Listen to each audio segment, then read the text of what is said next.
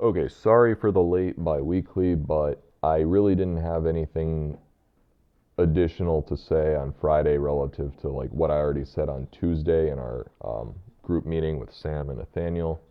So I figured I would compile everything I did today, Saturday, into this biweekly. So I'd actually have something to talk about.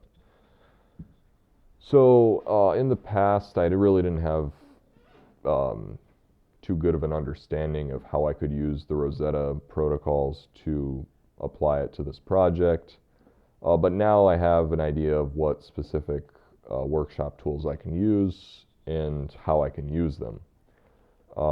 In the past, I was really limited to just modeling the GD2 with iBabel, ChemDraw, and using Frog2 for conformer generation. I'll leave that behind for now, and I'll actually move on to the Rosetta stuff.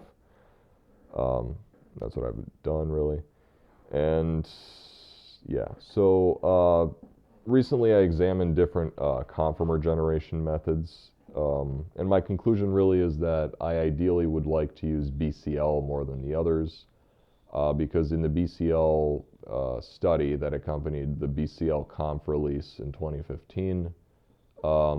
Myler and his co-authors basically state that BCL is noticeably better than um, the other methods, including RDKit and Confab.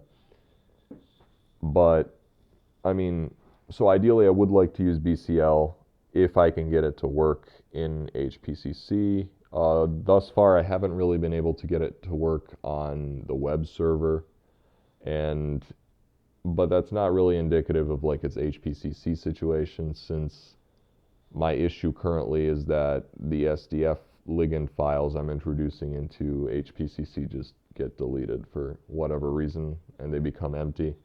So I think it's a minor problem that I can address quickly. It's something with the old scripts we were using to process input files. But yeah, if BCL works in HPCC and generates over 100 conformers, I'm probably going to use it.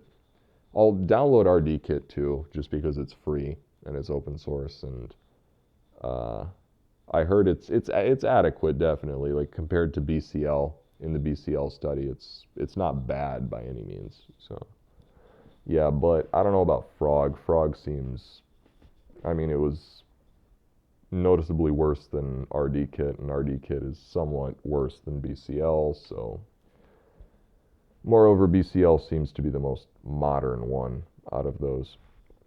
Okay, so this is a flowchart for really my future plan and the dates I want to accomplish things by. So today and tomorrow, I began and really will begin once I fix the ligand issue in HPCC, the docking validation of the 55 human fabs from the SABDAB database. And I'll do that using our existing docking protocol from the COVID project. And I think I'll just try a GD2 docking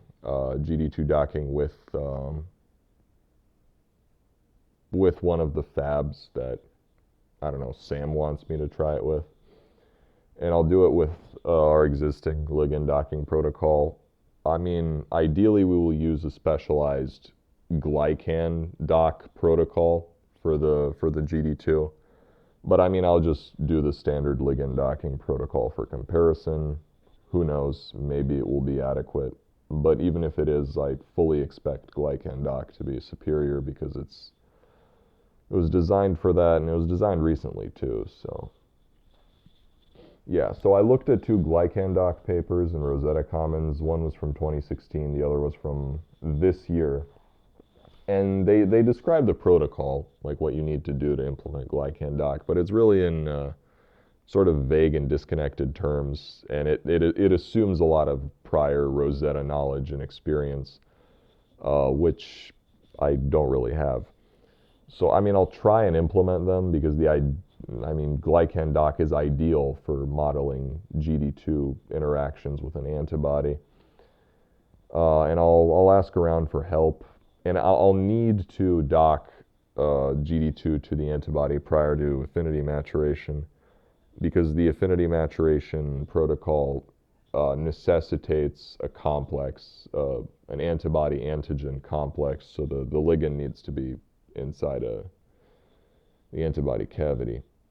And interestingly about the affinity maturation, this third bubble here, from what I've read in the Modeling Immunity with Rosetta supplement, it's specifically designed for protein antigens, not individual ligands. They never make any mention of its use on carbohydrate ligands or any small molecule. And in their protocol, they also mention things you do with the protein antigen. So I don't know if it's going to work on just a GD2 ligand alone. I intend on trying it though anyway. I don't know, maybe I can tweak it and it can work adequately. But perhaps if it doesn't, I don't know, this is a vague idea, but maybe we can model GD2 as a glycan on a cell surface protein and then do affinity maturation on that perhaps. Maybe it will work then, but I mean, that might just serve as, I guess, sort of a distractor from GD2 alone, because really the only thing that these antibodies can sort of bind to on tumor cells is GD2. Like cell surface proteins, I don't know if they've really elicited an immune response. So ideally this will be implemented in its final stage, the affinity maturation, once we have a fairly large list of mutants that are improved in stability. And they have a pretty decent degree of humanness. And I mean, I'm basing this off of, I guess, the idea that we need a stable starting structure to toy around with. I mean, so we have more room for experimentation in terms of affinity maturation mutations. So yeah. So ideally I'll get to this point over spring break. Until then, I will try and get GlycanDoc working with in HPCC, and I will tweak the affinity maturation protocol to make it work on GD2, and I'll ask around to see if that can be done and how it can be done. So yeah, I think I'll contact, I don't know, Rocco Moretti or the author of the recent GlycanDoc paper. So I have two questions. What do you think is the best way to simulate the desired interaction? Should I just have the Fab bind to GD2, or should the Fab bind to a cell surface protein with GD2? And related to the second point in the first question, how close are we getting to getting a crystal structure, and will it likely contain some protein target as well with GD2 as a glycan on it? Okay, so these are some additional notes about the COVID-19 project. I came across this journal fairly recently. I began taking it into consideration when I realized that the open access publishing cost might be covered by MSU. Because I looked at these three links. On one of them it says that MSU has an agreement in 2022 to cover the open access, the article publishing costs in 2022 in hybrid Wiley journals, which this one is. And so I actually found MSU on the list of participating institutions in the Wiley payment services for covering article publishing costs. And in the MSU library, I also found this excerpt, and I mean, the context supports this, but for Wiley hybrid journals in 2022, starting in 2022 and ending, I believe, towards the end of 2022, for the first 169 articles, you will get it covered in terms of article publishing cost. I mean, and in terms of journal specifications, I believe we don't need to tweak it too much to submit it. The abstract needs to be shorter, 150 words, I think. But yeah, all the stuff is on the journal website. But if you go to these three links, you will see, I guess, indications that MSU could potentially cover the article publishing costs in terms of it being open access. But from what I've noticed, open access is really what carries the cost. I think you can submit it to many journals and it will be free if you don't do open access. I mean, that brings the question, like, do we want to do open access? Do we really care about that? I don't know. I don't know. I don't know. I mean, we have a preprint.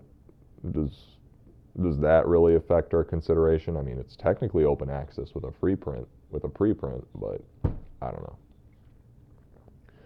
know. That is all. Thank you for listening to my rambling.